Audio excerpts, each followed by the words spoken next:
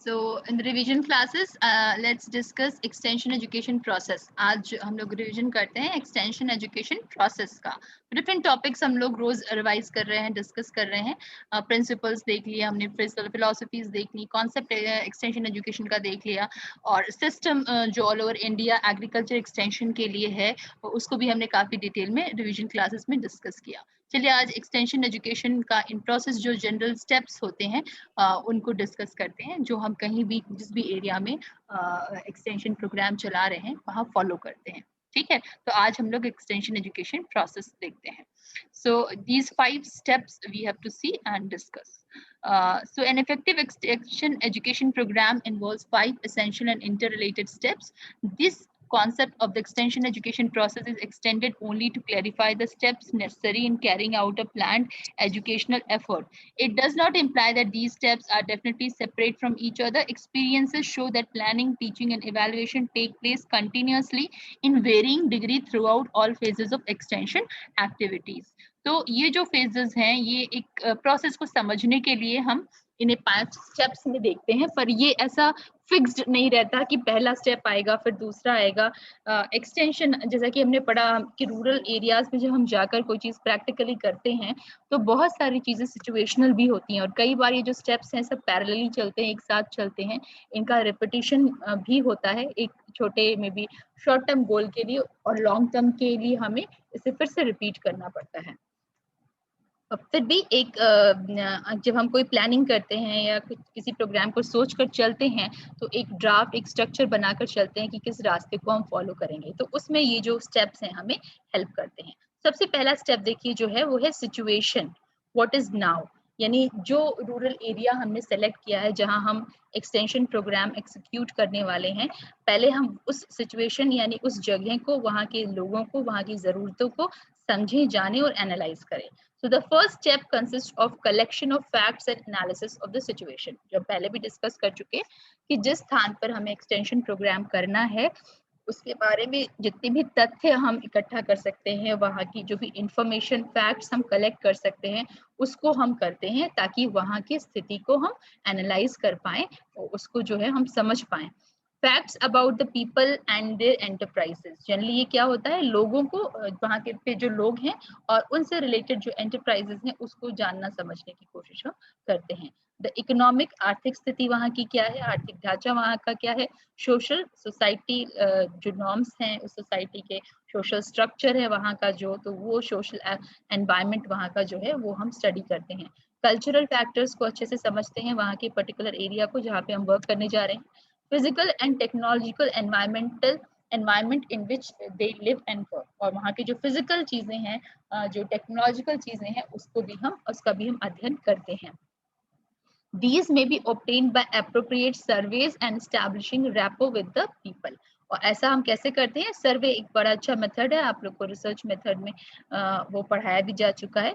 सर्वे में वहाँ की जो भी चीजें हैं, मान लीजिए सबसे पहले कि अगर मान लीजिए हम general information women and children health के एस्पेक्ट से कलेक्ट कर रहे हैं, है ना, तो आपने वो सर्वे फॉर्म्स देखे हैं जिसमें हम वेट लेते हैं, हाइट लेते हैं, उनका नाम पूछते हैं, फैमिली हिस्ट्री पूछते हैं, नंबर ऑफ क्वेश्चंस भी आस्क. तो सर्वेस के थ्रू हम वहाँ के बारे में, वहाँ की economic, social, cultural, physical, technology जो इन्फॉर्मेशन है वो कलेक्ट कर लेते हैं और वहाँ के लोगों से रैपो डेवलप करते हैं. ये पहला स्टेप है, यानी जाते ही अगर आपको एक्सटेंशन प्रोग्राम हम कहें किसी रूरल एरिया में करना है तो पहला स्टेप क्या होगा, वहाँ के एनवायरनमेंट को, वहाँ के लोगों को, वहाँ के स्थान को अच्छे से स्टडी करना, चाहे वो इकोनॉमिक एस्पेक्ट हो, सोशल एस्पेक्ट हो, कल्चरल एस्पेक्ट हो, फिजिकल या टेक्नोलॉजिकल एस्पेक्ट हो, ताकि उन्हें हम अच्छे से जान जाए.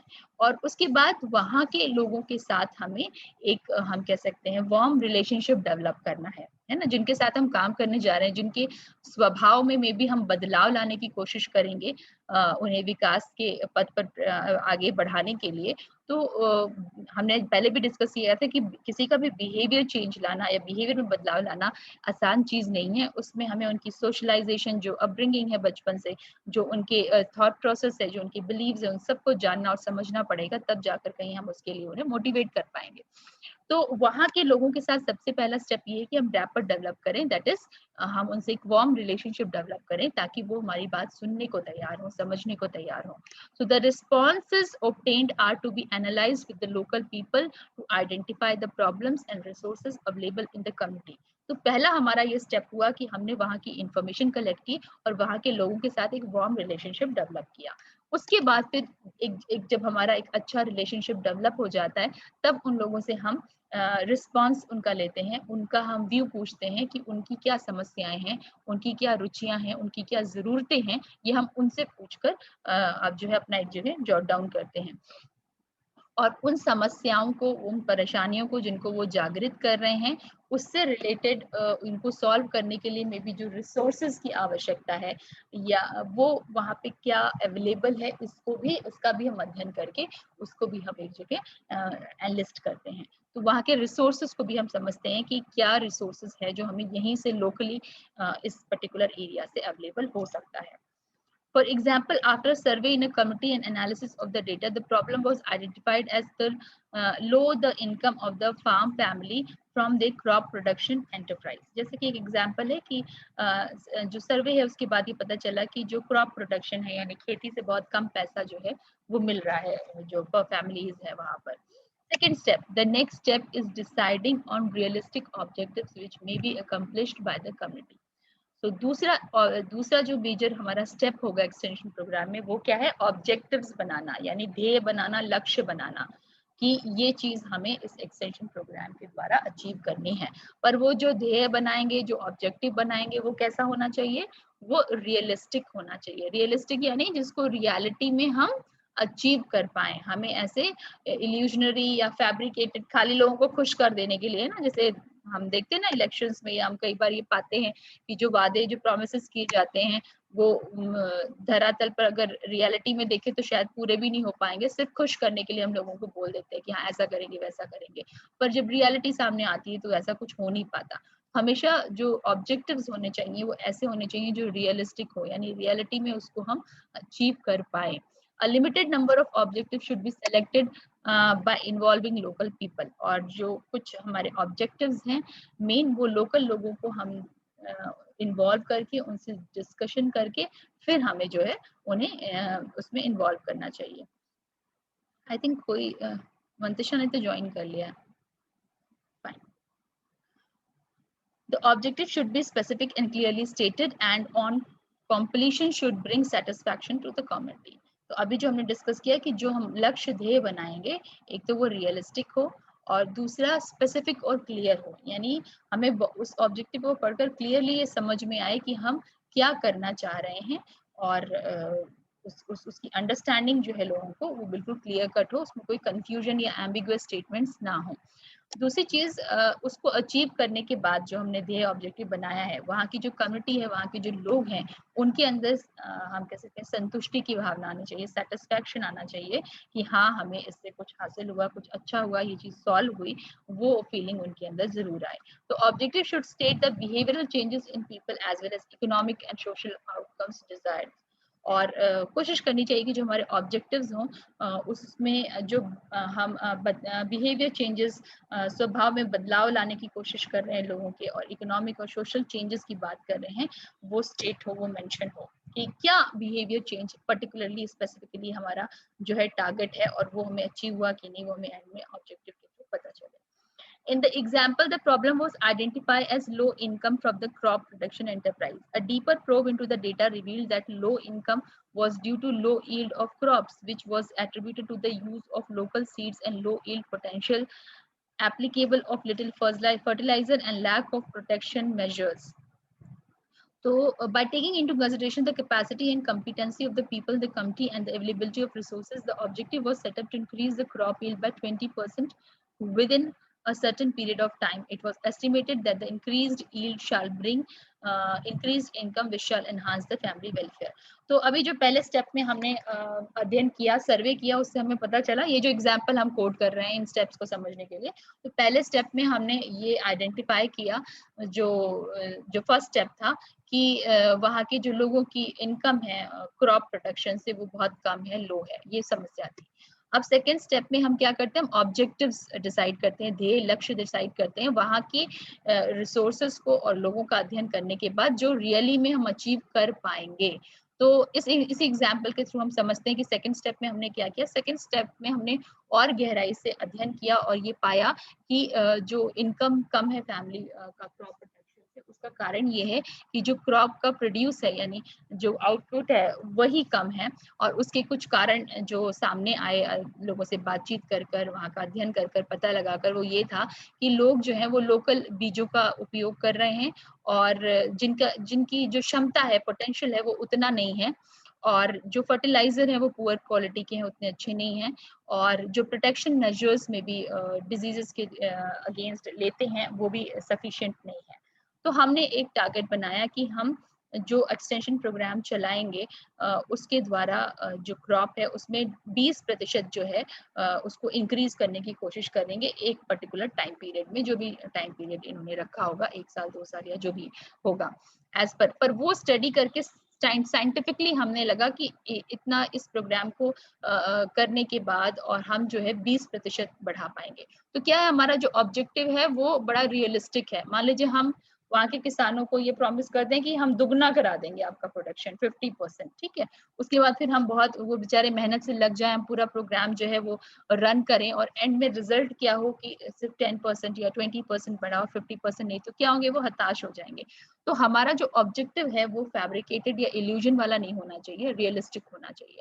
हम 20% की बात कर रहे हैं और वहां तक हम पहुंच जाएंगे अगर सब कुछ सक्सेसफुल और बढ़िया चला तो इस तरह से हम अपने ऑब्जेक्टिव्स को फ्रेम करते हैं जो रियलिस्टिक होते हैं और जो सिचुएशन है उसका अध्ययन करने के बाद, रिसोर्सेज को देखने के बाद हम डिसाइड करते हैं। Third step is teaching, which involves choosing what should be taught, the content and how the people should be taught, the methods and aids to be used. अब तीसरा जो हमारा स्टेप आता है वो आता है टीचिंग यानी एक्सटेंशन एजुकेशन देना। अब जो हमने प्रॉब्लम आइडेंटिफाई कर ली, हमने ऑब्जेक्टिव बना लिया, अब उस ऑब्जेक्टिव को अचीव करने के लिए लोगों को जो हम शिक्षित करते हैं, एक्सटेंशन एजुकेशन देते हैं, उसकी बात हो रही है। तो पहली बात तो हमें टीचिंग देनी है, तो उसके लिए हमें किन चीज़ों का पता होना चाहिए। एक तो जो हमारा ऑब्जेक्टिव है उसके अनुसार हमें उन्हें बताना है, पढ़ाना है, सिखाना है। तो उसके लिए कौन से, जो आपने एक्सटेंशन टीचिंग मेथड्स पढ़े हैं इतने सारे, है ना, यूज के आधार पे, फॉर्म के आधार पर, तो उसमें से कौन सा मेथड इस समस्या के लिए, इस हम कह सकते हैं पर्टिकुलर कंसर्न के लिए बेस्ट होगा, ये आप एज एक्सटेंशन वर्कर आप डिसाइड करेंगे, चूज करेंगे और फिर उन एक्सटेंशन टीचिंग मेथड्स का चयन करेंगे जिनका प्रयोग एक्सटेंशन एजुकेशन देने के लिए किया जाएगा। उसके बाद फिर उसको उपयोग में हम लाएंगे। So it requires selecting research findings of economic and practical importance relevant to the community and the selection and combination of appropriate teaching methods and aids based on the problems identified in a particular example technologies like, जैसे कि हमने ये जो example हम लेकर चल रहे हैं इसी को लेकर चलते हैं कि मान लीजिए ये जो एग्जाम्पल था, तो इससे आइडेंटिफाई करने के बाद इन लोगों ने टेक्नोलॉजी आइडेंटिफाई की कि क्या चीजें हम लोगों को सिखाने वाले हैं, ठीक है। तो जैसे technologies like use of high yielding variety seeds, HYV का मतलब है हाई यील्डिंग वैरायटीज, यानी वो बीज जिनसे अच्छा खासा उत्पादन हो। Application of fertilizers and plant protection chemicals were selected as teaching contents. तो हमने टीचिंग कंटेंट में ये 3 चीजें निकाली कि एक तो जो हाई यील्डिंग वैरायटी सीड्स होते हैं उनके बारे में उन्हें हम पढ़ाएंगे, बताएंगे कहाँ से मिलेंगे, सिखाएंगे, और एप्लीकेशन ऑफ फर्टिलाइजर्स, फर्टिलाइजर्स का कैसे उपयोग करते हैं, और प्लांट को प्रोटेक्ट करने के लिए किन केमिकल्स का प्रयोग किया जा सकता है। Result demonstration, method demonstration, farmers training. और ये तो कंटेंट हो गया, यानी एजुकेशन टीचिंग का जो कंटेंट है, क्या सिखाना है, हमने पहले ये डिसाइड किया। अब कैसे सिखाना है हम इसका भी चयन करेंगे।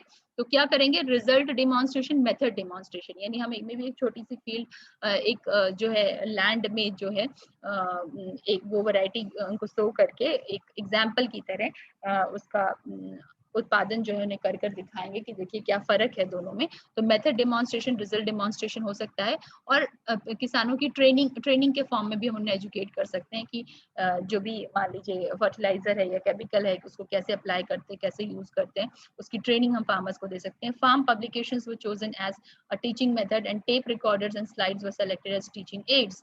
और बहुत सारी चीजें बताने के लिए, मान लीजिए अगर हम फिजिकली करके खेतों में नहीं दिखा पा रहे हैं तो हम टेप रिकॉर्डर्स और स्लाइड्स के थ्रू उनको विजुअली वो चीजें दिखा सकते हैं।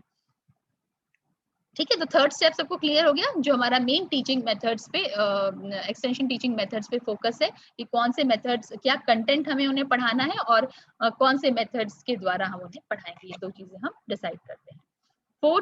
The fourth step is evaluating the teaching, determining the extent to which the objectives have been reached. So जो फोर्थ स्टेप है वो है इवैल्यूएशन, जिसे मूल्यांकन कहते हैं, कि जो टीचिंग हमने कराई वो कितनी इफेक्टिव है ऑब्जेक्टिव को फुलफिल करने के लिए। To evaluate the results of an educational program objectively, it is designed to convey a resurvey. The evidence of changed behavior should be collected, which shall not be provide a measure, which shall not only provide a measure of success, but shall also indicate the deficiencies, if any. तो evaluation में हम क्या करेंगे, हम जैसे जो सर्वे हमने पहले किया था उसको हम रीसर्वे कर सकते हैं और फिर हम जाकर देखेंगे कि जो किसान है उन्होंने वो वैरायटीज, हाई यील्डिंग वैरायटीज का उपयोग करना शुरू किया कि नहीं किया, वो फर्टिलाइजर डाल रहे हैं कि नहीं डाल रहे हैं, और प्लांट प्रोटेक्शन के लिए जो उनको मेजर्स बताए थे उनका उपयोग कर रहे हैं कि नहीं कर रहे हैं। तो अगर कर रहे हैं तो फिर फायदा हुआ हमारी टीचिंग का, और मान लीजिए वो वापस वही पुराने मेथड को यूज कर रहे हैं, भले हमने पढ़ाया सिखाया बताया और उसका कोई असर नहीं पड़ा, तो यानी हमें फिर अपने जो प्रोसेस है उसको रिकंसिडर करने की जरूरत है, क्योंकि बिहेवियर चेंज हुआ नहीं। तो बिहेवियर चेंज हुआ कि नहीं, ये हम इवैल्यूएशन में हम कह सकते हैं उसका असेसमेंट करते हैं, उसको देखते हैं। In the example, the resurvey after the fixed period of time indicated that the crop yield has increased by 10%. जैसे कि ये जो हमने एग्जाम्पल लिया था उसमें उन्होंने जब रीसर्वे किया तो देखा जो क्रॉप का यील्ड है वो 10% बढ़ गया है। It therefore indicated that there was a gap of 10% of crop yield in comparison to the target. लेकिन इससे हमें ये पता चला कि 10% बढ़ा तो है, लेकिन हमने 20% का टारगेट रखा था, अभी कहीं 10% का गैप हमें दिख रहा है। तो ये गैप क्यों है इसका हमें पता लगाना होगा। The resurvey also indicated that there had been two important deficiencies in carrying out the extension program, such as there was lack of proper water management and the farmers could not apply the fertilizer and the plant protection chemicals as per recommendation due to lack of funds. तो इन्होंने जब evaluation किया तो इन्हें पता चला कि किसानों ने जो अच्छी वैरायटीज हैं उनको तो चेंज कर लिया, लोकल की जगह वो बाय करने लगे, लेकिन जहां केमिकल्स अप्लाई करने की बात है प्रोटेक्शन के लिए या फर्टिलाइजर का यूज है वो उन्होंने इतने अच्छे से नहीं किया, इसीलिए हमें ये रिजल्ट्स जो हैं वो इतने अच्छे से नहीं मिले। Fifth step. The fifth step is reconsideration of the entire extension education program on the light of results of evaluation. इसमें हम क्या करते हैं, अब जब हमें लैक्यूना पता चल गया, गैप पता चल गया, तो हम रिकंसिडर करते हैं कि दोबारा उस एक्सटेंशन प्रोग्राम को हम किस इस तरह से उसका क्रियान्वयन करें कि ये जो गैप है वो फिलफिल हो जाए या उसको हम मिटा सकें।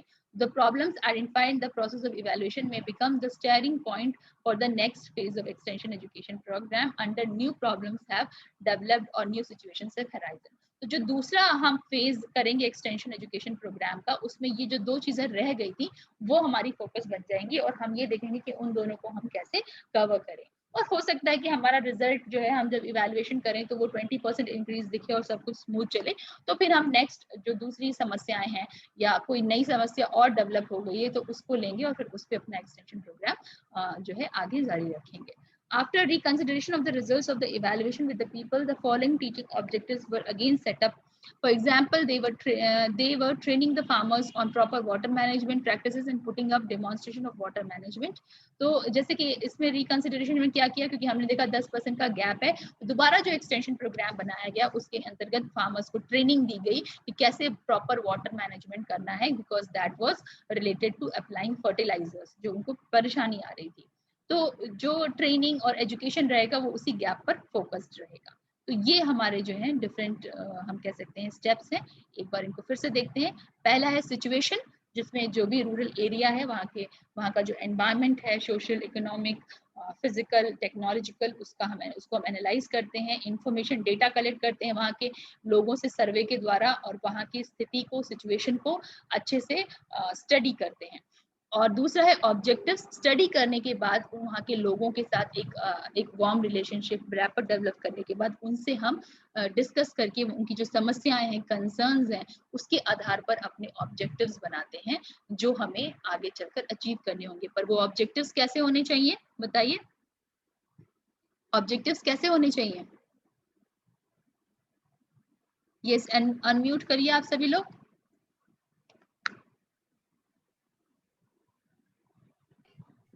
Yes ma'am. ऑब्जेक्टिव्स कैसे होने चाहिए? मैम वो जो यहाँ पे जो भी सिचुएशन है, जो भी प्रॉब्लम्स है, उसके अकॉर्डिंग होने चाहिए। वो तो हो ही गया, उसके अकॉर्डिंग हमने ऑब्जेक्टिव्स बना लिए। हमारी समस्या थी कि जो क्रॉप प्रोडक्शन है वो कम है, तो उसके अकॉर्डिंग हमने बना लिया ऑब्जेक्टिव की 50% बढ़ा देंगे। तो सही है ऑब्जेक्टिव। 80% जो प्रोडक्शन है वो हम बढ़ा देंगे, ऑब्जेक्टिव सही है। मैम कौन सा? बढ़ा देंगे वो तो एम हो गया, ऑब्जेक्टिव यहाँ पे कैसे बताए? बाकी लोग बताइए ऑब्जेक्टिव कैसा होना चाहिए। कौन सा टर्म अभी हमने डिस्कस किया ऑब्जेक्टिव्स के लिए?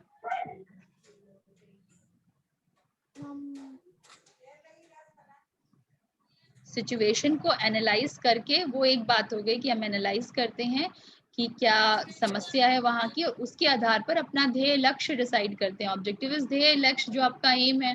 तो वो एम है कि हमको क्रॉप प्रोडक्शन बढ़ाना है, तो हम कह रहे हैं हम 80% बढ़ा देंगे, तो सही है ऑब्जेक्टिव। No ma'am. नीचे हमने अभी क्या डिस्कस किया था, कितने % बढ़ाने की बात की थी? Hello, yes ma'am. Yes ma'am. कितने % क्रॉप बढ़ाने की बात हुई थी प्रोडक्शन ऑब्जेक्टिव में, एग्जाम्पल में? मैम 20%। हाँ, 20% हुई थी ना। तो मैं वही पूछ रही हूँ कि अगर हम ऑब्जेक्टिव बना रहे हैं कि 80% बढ़ा देंगे, तो क्या वो सही है? और अगर नहीं तो क्यों नहीं सही? No ma'am.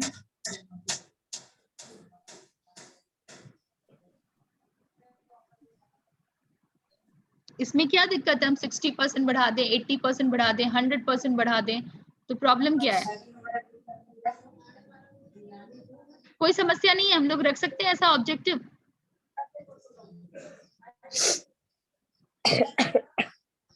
शंखला, Mantasha, Vibha, all of you answer.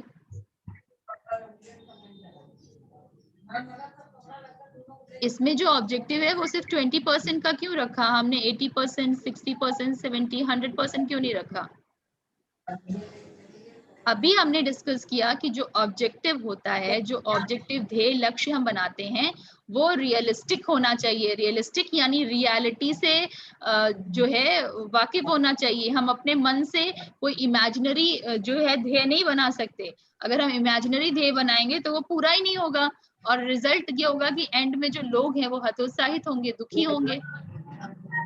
हम हमेशा जो लक्ष्य और ध्येय बनाते हैं वो रियलिटी को कंसिडर करके बनाते हैं कि वहां के लोगों के पास रिसोर्सेज कितने हैं। मान लीजिए उनके पास इतना पैसा ही नहीं कि इतना सारा फर्टिलाइजर और ये सब चीजें परचेज कर पाएंगे, तो उसके अनुसार वहां के लोगों की स्थिति को स्टडी करते हुए हमने ये पाया कि हम जो है एटलीस्ट 20% अगर हम बहुत मेहनत करेंगे तो उस 1 साल के ड्यूरेशन में हम 20% ही जो लक्ष्य है उसको बढ़ा पाएंगे। तो हमारा जो ऑब्जेक्टिव होना चाहिए वो रियलिस्टिक होना चाहिए।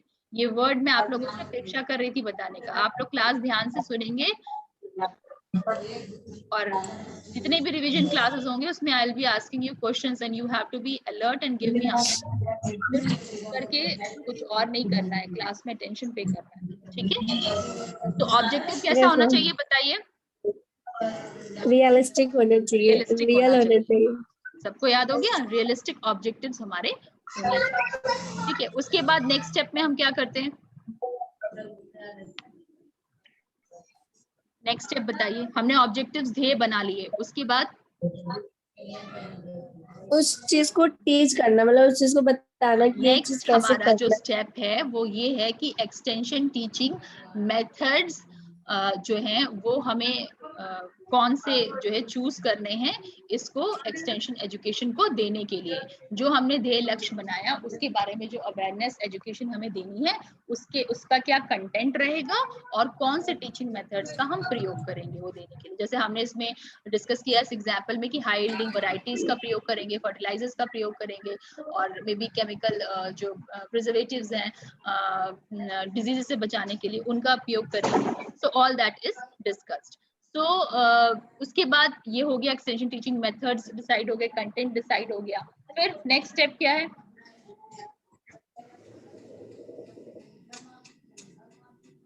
नेक्स्ट स्टेप इज हमने ये सारे जो एजुकेशन थी वो उनको दे दी, उन्होंने उसका मे बी जो पालन करना है वो शुरू कर दिया, हमारा काम खत्म हो गया, हमने उनको सिखा दिया, बता दिया, अब क्लोज, हम प्रोग्राम क्लोज करके जाएं कि और भी कुछ करने की जरूरत है? हम उसको प्रैक्टिस में भी तो लाना पड़ेगा। हाँ, प्रैक्टिस में आ गया, हमने उनको सिखा दिया, अब तो उन्हें करना है ना, तो प्रैक्टिस में आया कि नहीं ये जानने के लिए हम क्या करेंगे, वही तो हमारा नेक्स्ट स्टेप है।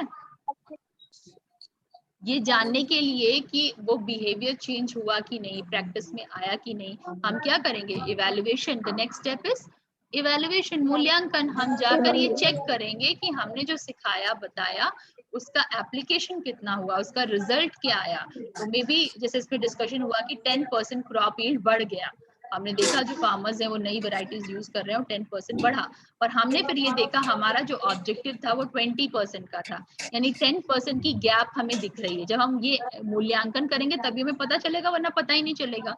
तो जो 10% का गैप है वो किन कारणों से है, वो कारण हमें पता लगाएगा, उन कारणों को फिर हम रिकंसिडर करेंगे। जो हमारा नेक्स्ट स्टेप है कि रिकंसिडरेशन, यानी वापस हम उस पर जो है जो हमारी गैपिंग है उसको हम कैसे फिल करेंगे, इस पर फिर से हम बैठेंगे और अपना जो प्रोग्राम है उसके अकॉर्डिंग उसको रिवाइज करेंगे। तो ये हमारे डिफरेंट स्टेप्स हो गए एक्सटेंशन एजुकेशन के। अब हम लोग इंटरैक्टिव इसी टॉपिक पे आपसे कुछ क्वेश्चंस करते हैं और आप मुझे उसका आंसर देंगे, ताकि हमें ये टॉपिक है इसका रिवीजन बहुत अच्छे से हो जाए और जो भी हमारी अंडरस्टैंडिंग है वो बहुत अच्छे से हो जाए, कोई डाउट ना रहे।